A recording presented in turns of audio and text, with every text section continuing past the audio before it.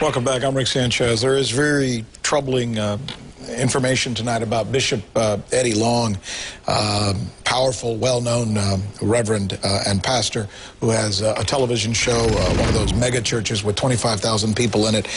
Just looking through the affidavit, it reads with very specific detail how defendant Long would come to this house where these boys were put to live and sleep, and he would sleep in the same bed with the defendants, how he engaged in sexual massages with them, how he increased the sexual contact to include, quote, oral sodomy.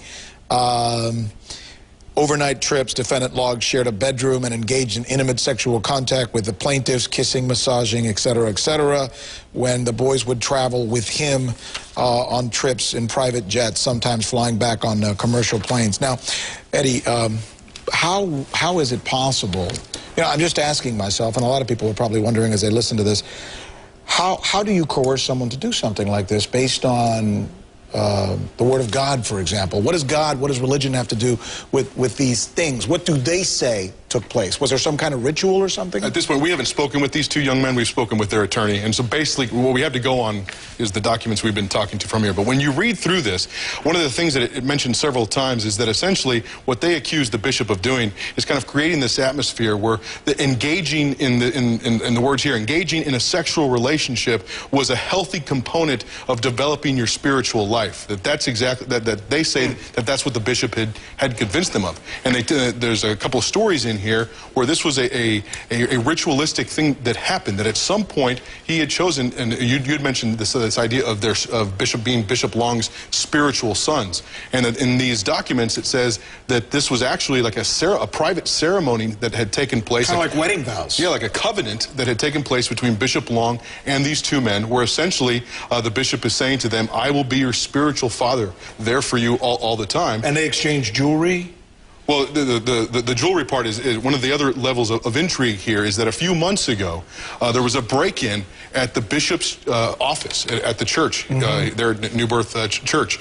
It turns out that two men were arrested for that. $100,000 in jewelry was stolen from the bishop's office. That's one of these young men who's Maurice Robinson is named. We have the arrest warrant as well. He says he wanted to take away what this bishop loved the most, and that's why he's apparently referring to the jewelry. These material goods, and we have spoken. You mentioned we've reached out to Bishop Long's attorney. Why isn't he talking yet? They say that they're still going over these lawsuits.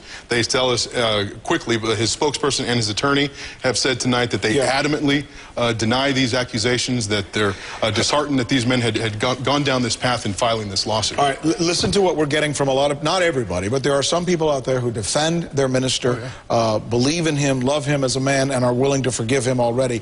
Let's go to some of those if we can. Rick Sanchez, stop it, stop it, stop it. Eddie is a man of God. Here's the next one that comes right after that. I don't care what the lawsuit says. Our man of God would never do anything like that. And there's one more. Until Bishop Long admits doing it or there is video evidence of this sick act, I refuse to believe it. So there is a small consensus forming of people who truly believe in this, who are saying, no, this can't be true. Now, B.J. Bernstein answered those people today during her news conference, and I want to share this now with our audience. Go ahead, take that, D, if you got it, please. These young men were 17 and 18 years old. That is not child molestation in the state of Georgia. However, I will tell you this, and obviously my background, everyone knows I'm a criminal defense lawyer and a former prosecutor. When I met all three of these young men, I'll tell you the first thing I did is when I met these two young men, I did the first thing, and the most important thing was I picked up the phone and I called federal authorities. I have to go ahead and speak out now because there are kids at risk. There are young men at risk, and that's why we've gone ahead and filed suit today. All right, that's obviously not the sound that we were talking about, but at one point she goes on to say that this is not about the church. She says there are many good men in that church who can take over this organization and continue preaching the Word of God.